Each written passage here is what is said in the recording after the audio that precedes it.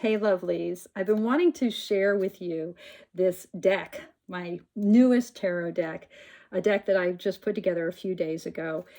It's my deck created from Deborah Koff-Chapin's Soul Cards, her incredible fluid oracle cards.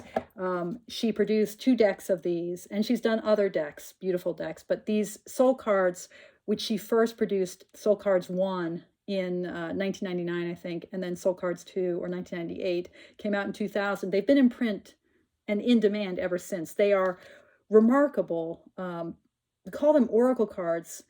Is almost, I mean, these are mirror cards, right? And they are cards that become mirrors of our soul. You know, they're produced by her touch drawing method, where she has paint on a surface, lays wet paper on top of it, and then the fingers just move on the paper.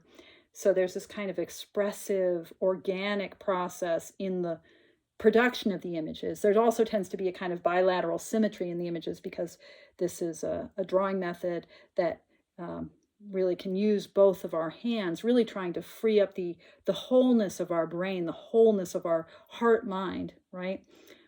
So the process of making these images itself is kind of freeing and has this projective quality to it, kind of moving from the inside, our kind of barely intuited inner state, onto an external, in this case, paper, right, onto an external medium. The cards then themselves that are produced, the images, also have that kind of projective quality. There's no titles on them. There's no guidebook. So they become mirrors for us, in which we see that inside ourselves that we're not even aware is there. Qualitative researchers talk about projective techniques, projective and enabling techniques, things like word association or images, or Rorschach tests, things like that, where what we do when we apprehend the prompt is we end up projecting externally something that is unseen inside ourselves. So it's a tool for expression, and particularly to enable expression of things that aren't completely in our grasp, or maybe unconscious, or maybe just on the edges of our consciousness, right? So soul cards, in their original design and intention, have that function, have that quality to them.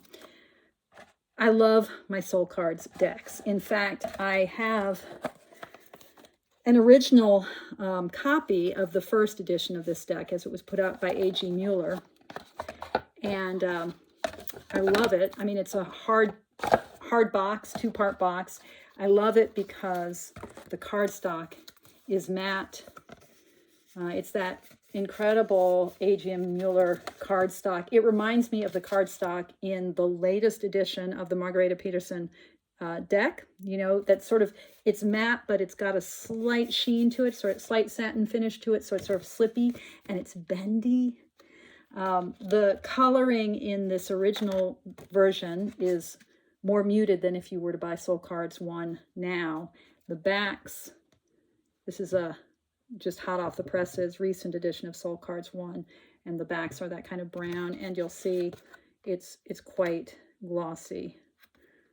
It's just very reflective. It's a little bit thicker and stiffer, not as nice in the hand. And also, the original is less saturated. So this was my original copy of Soul Cards 1. And Soul Cards 2, I kept trying to find the A.G. Mueller edition of it aftermarket on eBay. And then finally, I think I emailed Deborah Koff-Chapin, and she said, yeah, no, A.G. Mueller never produced it. I don't know when this edition came out. This is the same packaging that you'll see if you buy Soul Cards 2 today, but the cardstock is slightly less glossy, slightly more flexible, and the color of the backing is also different. So, there have been some permutations, but these 2 decks have been in the world for, like, whatever, 25 years or so. Okay, so Soul Cards. Now, the idea to take these 2 decks of 60 cards and to combine them and to create, of those 120 total cards, a tarot deck, that's not my idea. I got the idea from Simon at the Hermit's Cave. He got the idea from Madwich. She got the idea from Mary Grace. I think Mary Grace is the person who came up with the idea, but even that, I'm not sure. So it's not my idea, but I wanted to share the deck I created, mainly because, well, I love it. And so I want to share it because I love it, because I love sharing things that I love with you, but also because the way in which I love it is to me, I think, really telling about what tarot practice is. Again, this idea of the projective, that, you know, the cards become a way for us to bring out of ourselves, even if we're reading for another person, to bring out of the field of the psyche, which is a field that we might share with other people. I'm not certain that the psyche is my individual psyche, you know? But pulling out of that inner, barely dimly seen field, something that I don't even know is there. You know, when I talk about the tarot as a mandala, as a sacred map of the wholeness of our psyche, when I talk about it in those terms, what I'm envisioning is that our relationship to the 78, as we get more and more clear on the individual 78 archetypes, and as we get more and more clear on their interconnection in the 5 suits of the tarot, that what we're actually becoming clear on is our own internal psychic coherence. That working with the tarot as this mandala of archetypes is all about working to find the integration of the soul, an integration that is already here, but not known to me. And because it's not known to me, it's unconscious and doesn't function so beautifully. So reading tarot, getting better at understanding how the parts of the 78 fit together and what each part means, what each archetype is all about. Reading tarot is all about reading the wholeness of me, of my psyche. Okay? So what an incredible task it is then to lay out 120 cards, or to work through 120 cards and try to find the 78 that match the tarot archetypes. Because what you're doing as you're doing that is both kind of generating and reinforcing your sense of what the tarot as a whole is, right? So I just had a tremendous time, and I heartily encourage you, maybe not to watch all of this video if you want to do this, or maybe to watch all of it and then kind of forget what you've seen.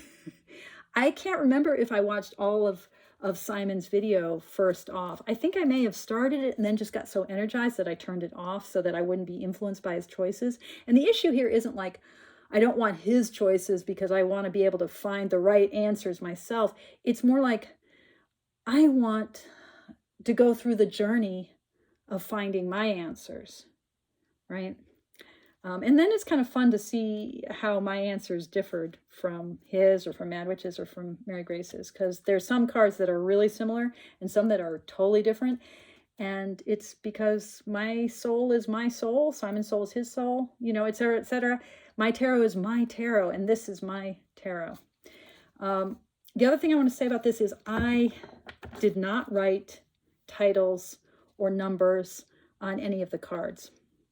And I didn't do that for a very practical reason, which is that I have shitty handwriting and I didn't trust myself. And these are very glossy. And I was like, I'm going to have to use a Sharpie and then I'm going to make a mistake and it's going to be yucky and I'm going to ruin it.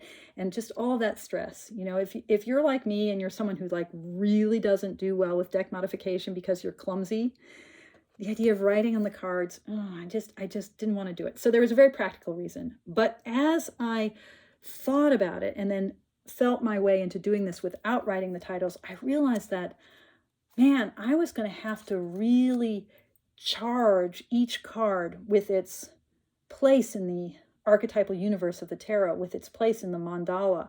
I was going to have to really feel my way into these cards and then reinforce it by going through the deck over and over and over again. And so as I've been working with these cards, playing with these cards, shuffling and pulling draws for myself, it's been a way for me to reinforce the meanings that I've assigned to the cards, which isn't just like memorizing the meanings. It's actually like becoming the meanings of the cards, if that makes any sense. So it's really kind of cool. Now, the meanings may also change. I may decide that these 78 don't represent the right 78, but in that case, I haven't written on them, so I guess I could reassign the cards, but then I'd have to recharge them too, right? Okay, let me just go through the deck. Enough chit chat, and try to talk a little bit about my choices. So, the Fool. There's another card that people often use for the Fool. I didn't actually use that card in my deck. I left it out of the 78. This was the Fool for me.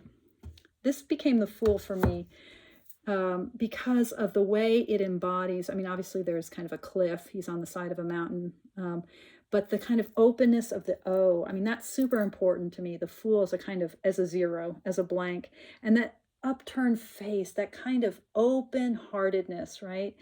Just ready to open oneself to the universe. Magician, this is a common magician card, I think, that's been chosen by others because, well, look at it. So not a lot to say about this card. Maybe more to say about this High Priestess. So, for me, I associate the High Priestess with Prajnaparamita, with the perfection of wisdom, the Sophia figure in Buddhism, and I associate her with Mary. And, this card doesn't have the kind of hidden esoteric sense of the High Priestess or the sorcerer sense of the High Priestess, but it has that sense of Mother Mary, and that is who I needed in this card. A different kind of mother figure.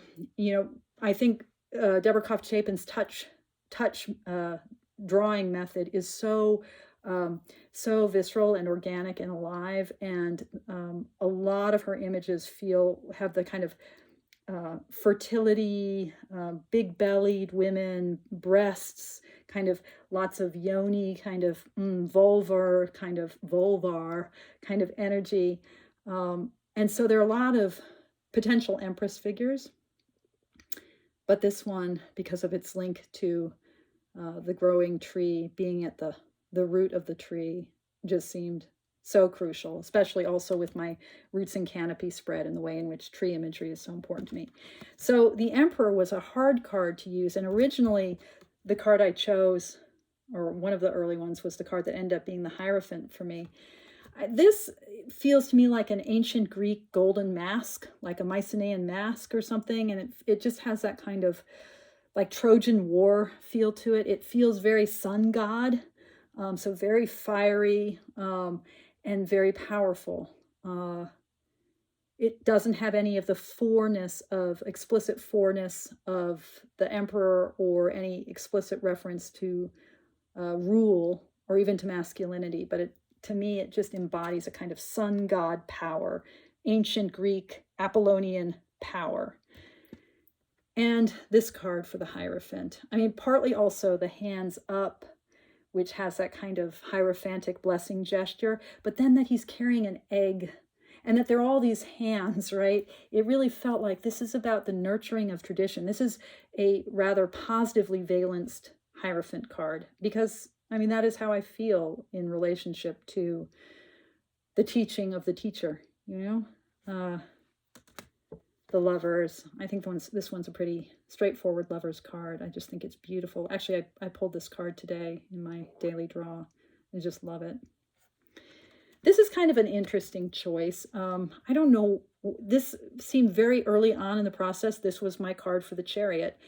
And I think, there's kind of a sense here, this sort of feels like a dragon figure. So there's a sense of movement and flight, and then the twin movement that sort of forms this heart, and the red and the purple. It felt like this is a combining of energies, and there's a kind of propulsion and movement forward with this that felt chariot-like. Of all the 78 cards, this one was the most intuitive and the least kind of directly connected to the archetype of the image. This is my Strength card. And I kept trying to look for something that was more obviously connected to strength, but this just felt like strength to me. And there's something about the relationship between the two figures in it. And maybe it's her face bending down and the tenderness of that and the sense of movement and the red, but this is strength. There are a number of kind of hermity choices. I think a number of people have chosen this as the Hermit. For me, since the Hermit card is really about that meditative practice of taking the backward step, like setting back at the source of light rather than trying to illumine the world, really stepping back into the source of the light that is consciousness. The fact that he's holding a spark seemed important. I was a little bit not so thrilled about how masculine the image is, that it's so clearly a bearded male, but I like it. This is not so obvious, but this is my wheel card. And there's something here about, like, first of all, the sense of an angel, and then 3 figures, even though I think this is a musical instrument, but sort of looks like a face. So sort of the fates, but then that just circularity, it felt wheel-like to me. I also just think it's beautiful. And you'll see it looks a lot like the World card that I chose. Justice. I thought this was a really idiosyncratic justice, and then I realized that Mary Grace also chose this as justice, and it was super obvious to her that this was a justice card, although the explanation she gave, which was that, you know, you have face looking down, face looking up, face looking at us, it not at all what made me think justice. I think I was influenced by the Mary L. Justice, which has that kind of Ma'at, sort of Egyptian feel to it with feathers and eyes. But I just love it. It really feels like justice. And that, like, idea that something feels like the card, that's really weird and interesting and fascinating. And just my heart just sings to think that, you know, this feels like justice. What the hell is that? But, you know, this way in which doing this process, I'm feeling into the wholeness of tarot. Okay, this is another not so obvious card. I guess none of them are super obvious because, you know, these are soul cards. They are not tarot cards. But, and notice how, because of the touch drawing method, everything feels really circular. So this whole deck of cards has this energy of bilateral symmetry, of two-ness, and of wholeness. And isn't that fucking tarot, right, in a nutshell, right? That tarot is always about how things split into twos and then circle back into ones, right? That's what tarot is doing all the time. Self, individual, dividing into other, right? Self and other, that sort of duality. And then can we find a synthesis that pulls it all together?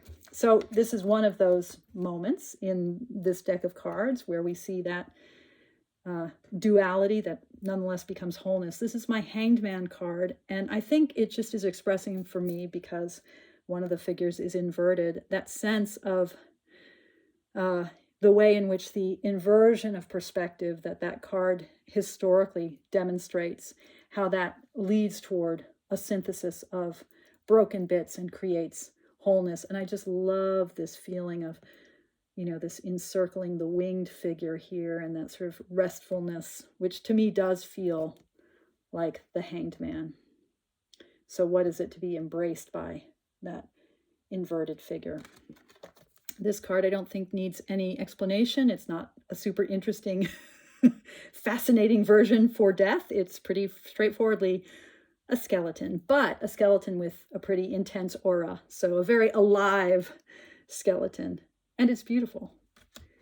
Okay, this is my Temperance card. And there were a number of cards, actually 2, that had similar energy of the hands producing a kind of motion, which I think is kind of a depiction of how touch drawing works, where the hands are in motion on this wet paper, relating to the paint underneath the surface, the paint of the soul, right? That's coming through as we make contact with these depths of consciousness. So, you know, here we see the hands in motion like that, and it reminds me of the movement of the water between the 2 ewers, the 2 pitchers in Temperance, and that kind of peace of that central figure. Temperance for me is a card that's all about practice, all about the ongoing efforts to blend, to relate, to reconcile. And that movement of reconciliation is enacted in the lights that this figure is moving with their hands. The Devil. Not a particularly scary card, right? I mean, you could imagine this being associated with a much more positive archetype. But I chose this as the devil. I love this card because, the devil isn't other. The devil is all about the way in which we reproduce moment after moment, the chains that bind us, the sense of infetterment and lack of freedom, our sense that we have no choice, that we're stuck. We actually produce that. We breathe that out moment by moment. And at any moment, we could breathe in something new and breathe out something new. But we just keep recreating over and over again the same old life, right? So choice never seems, novelty, transformation never seems possible because we just keep repeating ourselves. So as that kind of image here, this is the devil. And this is the tower. The tower as that grace of cataclysm, the way that our this sort of has the feeling of those, I don't have it here, in the Jacques Vieille tarot, the image of the lightning striking the tree, that very characteristic, the blasted oak, that very characteristic older version of the tower before the Maison de Dieu, or Maison Dieu, sorry, not Maison de Dieu, Maison Dieu, that those figures from the early Marseille tarot. Before that, these images of a tree being struck by lightning, that kind of splitting of the self. And you can see the kind of the blood and fire of it, but there's also this grace expressed in this figure. So this is a very positive tower card because for me, tower is one of the most wished for in certain ways. I mean, I never really love drawing the tower, but it always means something magical is going to happen. Something fucking triumphantly transformative is going to happen. Star. I just love this card. And just that feeling of being enveloped by grace, by God, by the divine, by the star, by faith, right? And the moon, with the emphasis on this sort of reflective quality of the moon and the depths of the water, the depths of the soul, that stuff we make contact with, maybe in touch drawing, the watery depths of the psyche. And sun, pretty evidence, not so fascinating sun card, but it's a choice that I can't not make. There were a few options for the image of awakening, that is judgment. This one seems so cheery but also a little bit like, hands up. I mean, a little bit ambiguous. I love the yellow of the angel. And then this is my world card. So just that kind of circularity and creation of wholeness in the process of movement. And so, if you think about, I think these make a nice pairing. So the world, I'm sorry, the wheel and the world, right? They're sort of echoes of each other. Okay. The minor arcana. So, there's a choice to be made, and I made it, and that is whether you're going to be drawn more by elemental association. So if you're going to approach each of the 4 minor arcana thinking, okay, this is the earth suit, and so my cards need to feel earthy. If you're going to really think about palette, the color choices in terms of, oh, this is the fire suit. I decided not to do that, partly because I think the palette in the soul cards is really quite uniform. So, it's not so easy to find like, oh, these are all the green, brown, earthy ones, and these are all the red, fiery ones, and these are all the blue, watery ones. There's kind of more a uniformity across the images. And, the soul cards do all have a kind of aesthetic that all pulls together. So that was part of the reason. The other part of the reason was that I just wanted to express the things that I wanted to express. And it became really clear early on, like, oh no, this is what's important about this card for me. So I really found myself relating to each card. Oh, Siri is saying, I'm not sure I understand. Okay. You don't have to understand, Siri. I just found myself relating much more individually to the archetypes and not doing what I normally do, which is to think about the minors. Well, no, I sort of did, as telling a story from ace to 10. We'll see. I'll show you, and you'll get a sense. I also found myself thinking a lot about, like, all the aces have a certain kind of thing going on, and all the pages have a certain kind of thing going on. So I also thought a little bit about rank and order in that way. Okay, so we're going to start with pentacles.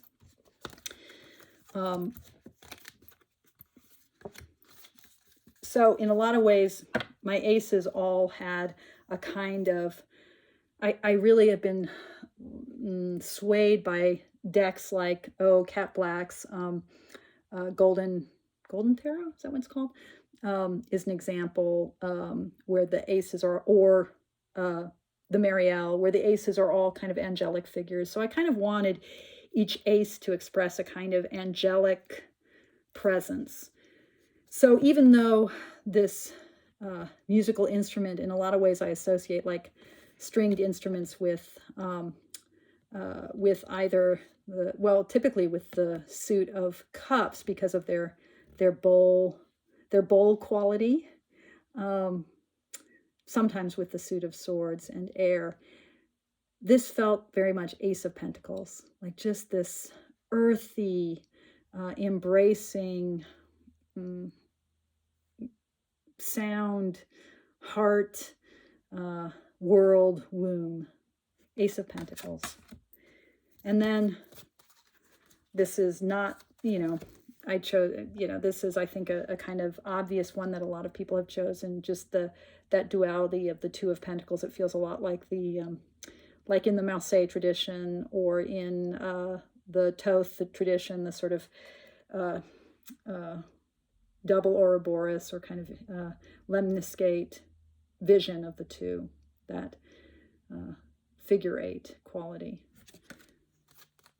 Three of Pentacles. I struggled with this a lot. And I found that not all of my threes, but a lot of my threes, I just got very literal, and I wanted them to have three figures in them. The whole notion of threeness is so important in the tarot. There's this and that, and then the synthesis, right? Threes as synthesis. But what compelled me to this, I think I'm also really influenced by the Lonely Dreamer Tarot these days, and the Three of Pentacles, which shows figures looking up at a big stained glass window, and in the stained glass window is a single thinking face, and the sort of the message of that Three of Pentacles is something, to me, is something like, we think of the work of art as coming from a single individual. We think of creativity and creation and all that embodied work that the Pentacle suit is about as coming from a single mind. But all of us contain multitudes, that it all takes a team. And so I like the way in which you've got this door that looks like a single being, but inside it are these three characters that seem to capture something important about that card. This is kind of a pretty straightforward Four of Pentacles, just a sense of holding and sitting, and the darkness of that kind of, I'm holding on to this bud here, I'm holding on to this flower, and I'm not going to let it go. Five of Pentacles. She's just in the world of, if this is the flower and I'm holding on to it tightly, here it's now autumn, and the harvest has come and gone, and the leaves have fallen, and just her sadness really expressed that Five of Pentacles, impoverishment and loss. Just as an image of giving, Six of Pentacles. I usually think of the Six of Pentacles as having a kind of dark, shadowy side. This card does not have a shadowy side. We see just how angelic and uplifting and enlightening it is to give, and equally how blessed it is to receive. It's just sort of a beautiful card. And and then we also have the flower here, which is blossoming as opposed to dying, as it has been in the other two cards before. And then I had a hard time finding the Seven of Pentacles. He's got a flower in his head. So, in that sense, he's holding the intention of growth, and he's holding a great big egg. So that kind of gestational quality of the Seven of Pentacles is here. I also had a really hard time finding an Eight of Pentacles, and I'm not sold on this card, but now it is my Eight of Pentacles, and I will find the meaning of it. You know, I think about the Eight of Pentacles as craft and work and a kind of straightforward dedication or surrender to our work. And she's crafting her face, herself. So in that way, it's the practice of the self. I like how there's flowering up in her sort of headdress, a sense of the conch shell behind her, but just that sense of creating the self and a commitment to that. I don't know. This is now my Eight of Pentacles, so it will acquire meaning. I'm not completely sold on it, but I'm also not completely sold on this Nine of Pentacles. I love the color green, and so that sense of being, and her joy and being like free in her garden. What I'm not sold on is that I also think of the Nine of Pentacles as having a sense of being enclosed and sort of, you know, you're luxuriating in your garden, but you're also stuck in your garden. But she's luxuriating in this green space, filled with life. And in fact, all of my nines, is this true? Well, my Nine of Pentacles and my Nine of Cups are both more positive in this deck than they are for me in, say, a Waite Smith deck, where they have very shadowy connotations.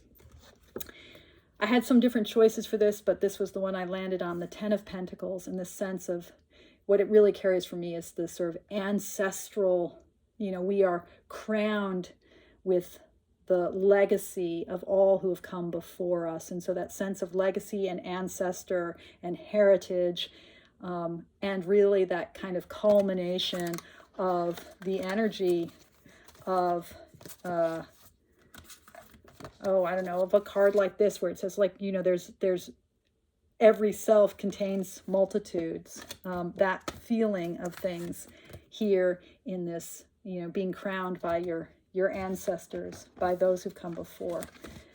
Okay, my pages all have a feeling in them of really being at the base of the suit, really being in that kind of apprentice beginner self. I love this image, and I love this as a Page of Pentacles. You know, she is the seed, right? So what is it to be earth of earth? It is to literally be the seed. And then all of my knights they don't all have horses. I think this might be the only horse in the whole deck, but they all do carry that sense of movement. So even though, you know, I think of the Knight of Pentacles as, you know, it's fire of earth as like the slowest, you know, the Humpty Dumpty sort of sidekick, Samwise Gamgee of the knights.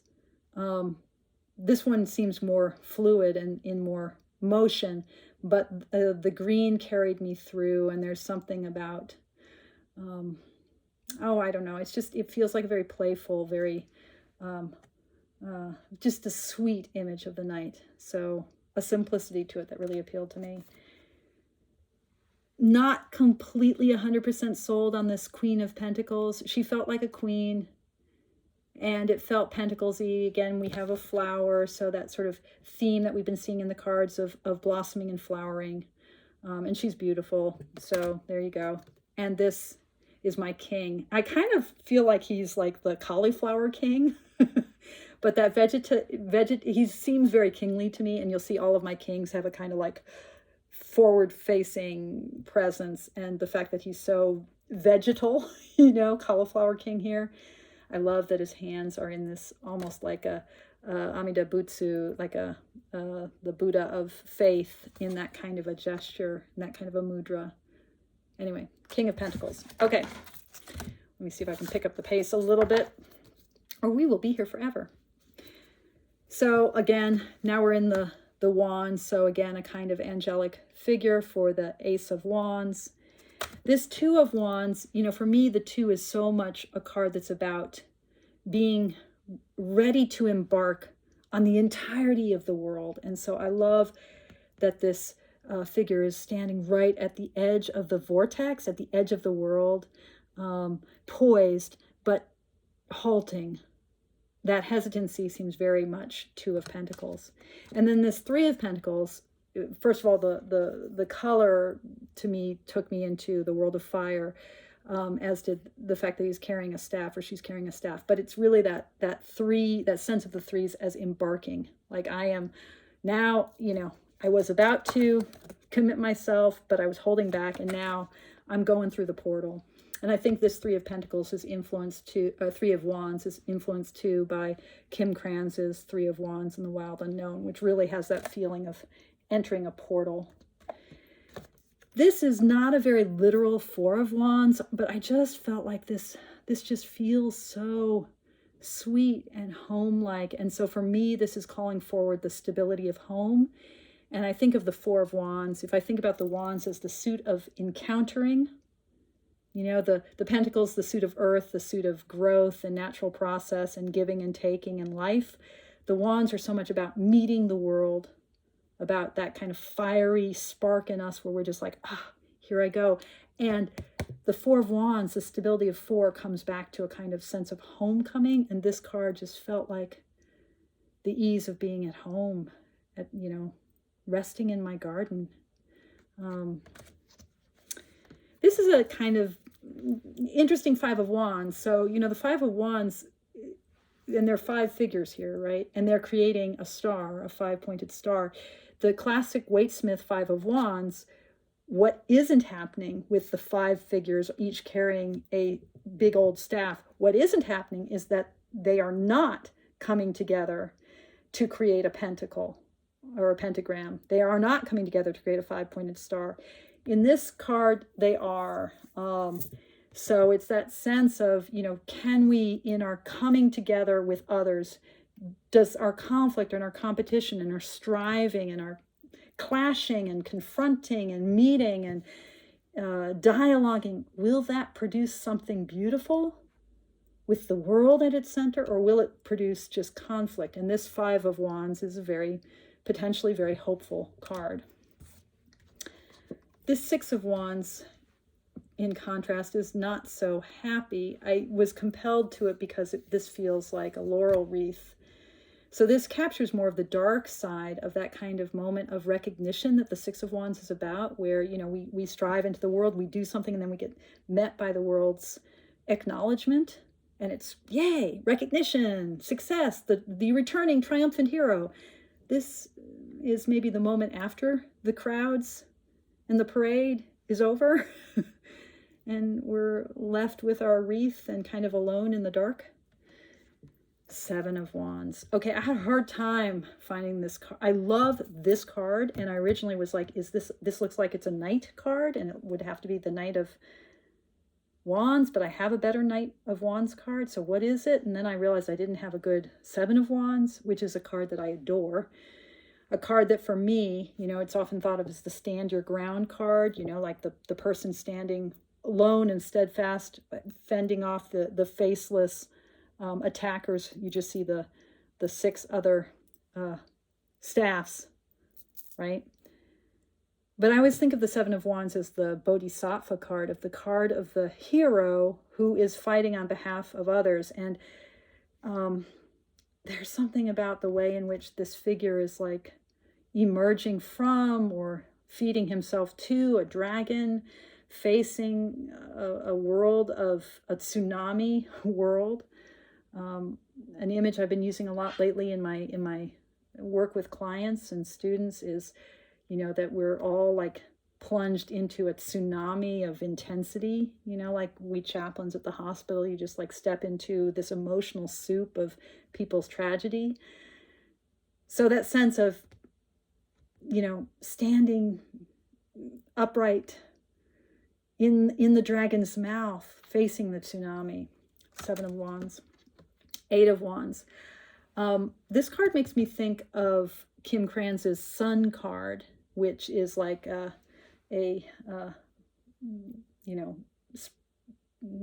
well, I can't even describe it. It would be great if I had the card here. Circle with red lines coming out and sort of a butthole at the center, like where all the lines come together. But that sense of speed, right? Of like the world is rushing, this this certainly gave a sense of the world rushing in.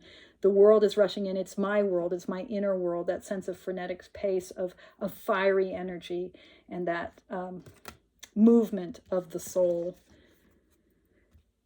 Okay, 9 of Wands, standing at the end of the battle. And the kind of melancholy and faintness of this image really spoke to me, really powerful image. And then the 10 of Wands, so that sense of, I mean, if you picture the card in its traditional rendition, it's like carrying all of the wands, right? This kind of burden that obscures the face. She's not obscured in any way. This can be read as a positive image, I suppose, but she is literally on fire. And her world is smoking around her, and the fire of that encounter with that world, that wandsiness, is consuming her. Okay. This is a interesting for me choice of the Page of Wands. I think of the fiery energy as Kundalini. So this is very literal, like here's someone who's meditating and Kundalini is rising. And it's that sense of, earth of fire, like what it is to initially encounter and to kind of work with the energy of the wands as the energy of fire.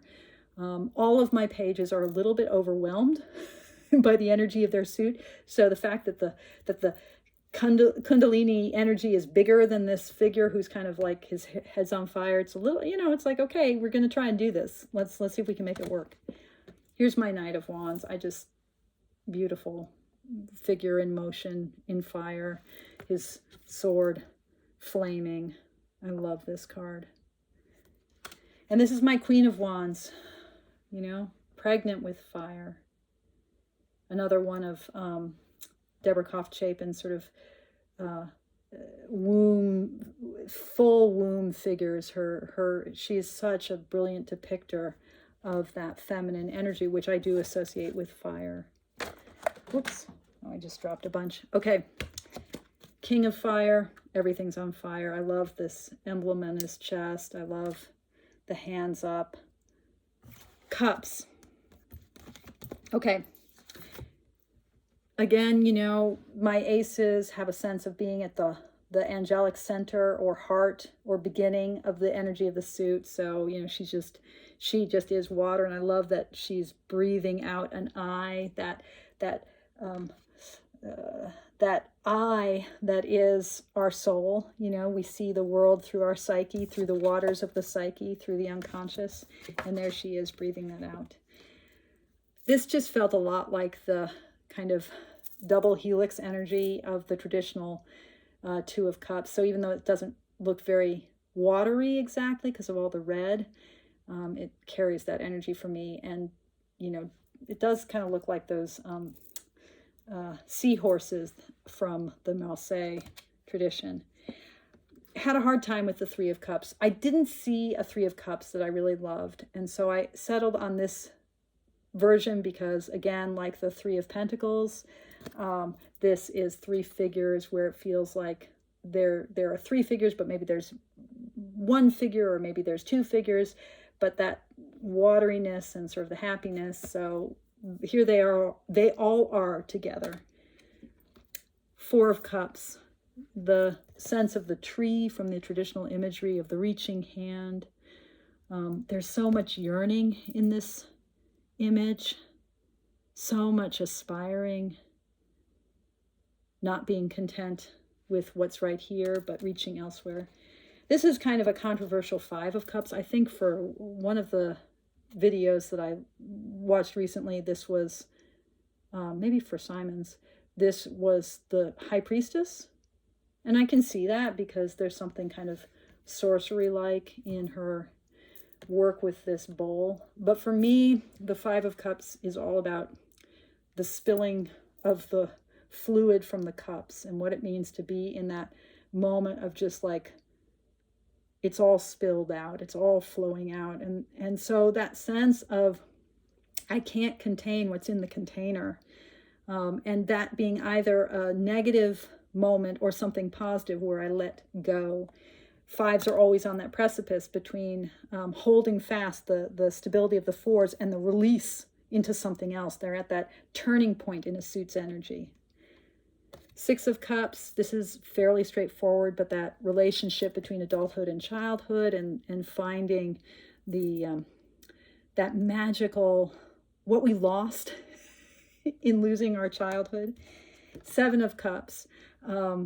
Yeah, just the reaching. This is a card that's about choice. This is a card, the Seven of Cups. It's a card that's about, not of hesitating, not being ready to commit ourselves in any one way. And I just loved all the watery feel of it. So it definitely has that blue water energy, but also that sense of drowning, like yearning and drowning. Eight of Cups. This has a very Eight of Cups is a card I associate a lot with Mary Oliver's poem, The Journey, and this definitely has that kind of triumphant, I am moving on sort of feeling of her poem, determined to save the only life I can save, my own. I actually think the Eight of Cups is a more ambivalent card than that, but this is lovely. Nine of Cups. This card is a much more positive version of the Nine of Cups than I tend to picture this archetype as being. But the fact that the face in the sky is the face, there is this kind of self-enclosed nature to the nines, like sort of still the energy of the suit, like culminating in the self and not getting free of the self. So it's like, I'm so happy, everything's wonderful, the sun is me, I am the sun. It's that kind of fulfillment, inner fulfillment of the Nine of Cups that the card depicts. 10 of Cups, I love this card. This is that kind of total fulfillment in love, family, parents, children, the world, God's creation, all the stuff. Here it is, just joy and beauty and calm, fulfilled energy. Okay, Page of Cups. Here's another one of my pages who's like a little bit overwhelmed by the energy of the suit. It's like, I got a great big cup. I'm holding it. It's starting to spill out, but I got it. Honest, I got it. This Knight of Cups, not a horse, not in motion exactly. In fact, this Knight of Cups reminds me of the Page of Cups in The Lonely Dreamer, where you've got this little child holding a conch shell that's just so beautiful. But this card, just the tenderness and the opening of the heart, that fearlessness in the face of the heart and the cups energy, the energy of spirit and soul and emotionality and relationship. And this seemed like I couldn't help this, water of water. Here she is. She is the cup. She is the water. She's both container and fluid. And the King of Cups. So this is one of those king figures who's like, I've got the soul, all the soul, that just burst of energy. Okay, Swords, last suit. Angelic figure at the center, or at the beginning of the suit's energy. This is kind of like, I realize that I'm, as I'm bringing forward my archetypes, what I'm picturing are other artists' archetypes. So this to me reminds me of the Ace of Dreamer, the Ace of Air, in the Tarot of the She, but just that like mind, here it is, the fullness of air and mind. Two of Swords, so that, reflection, me and the alternate me, and being in that place where I haven't decided, I haven't pitched one way or the other. So it's capturing that kind of stasis and self-mirroring of the Two of Swords. Three of Swords. Okay, there are three fish here. It looks kind of sad. Yeah, I don't know. This card seems like the right card for the Three of Swords, but I'm not sure I can say why and how fish, and, the colors feel sort of airy, but there you go, Three of Swords. Four of Swords. Okay, we've got the thinker sitting on these roots, which could also be the veins in one's temples. It's very much like pausing, meditating, that kind of energy.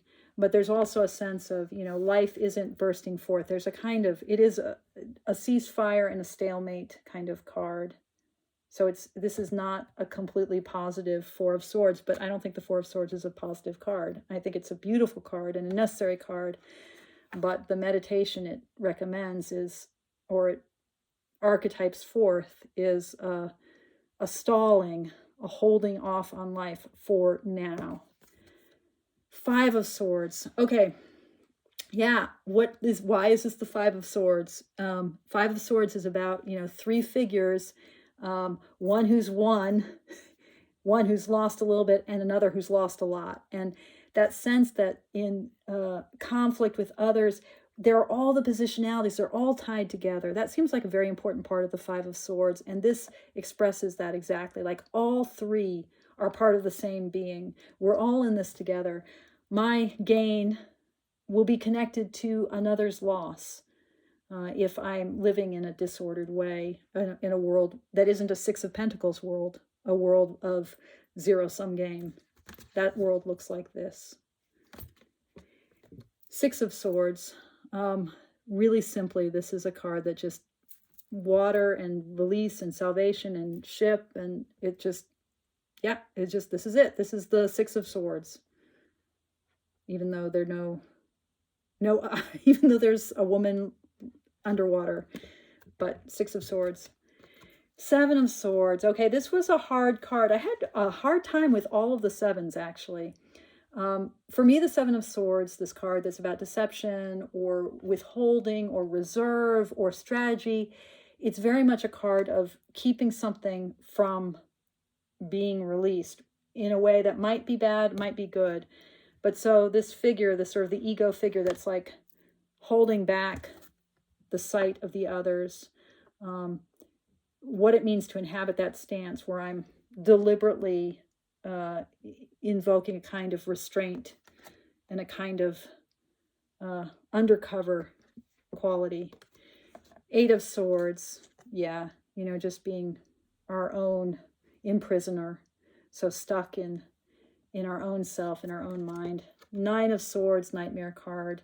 I like the Nine of Swords. It's actually my token for the day because it's the anxiety card, and I work with anxiety. I was about to say I struggle with anxiety, but it doesn't have to be a struggle. I am a person who experiences anxiety, and so I don't want to see it as some kind of, screaming demons coming out of me, but there is that sense in which there are too many voices here. There are too many, my thoughts are at odds with each other. So how do I work with that energy? How do I maintain a kind of stillness through that?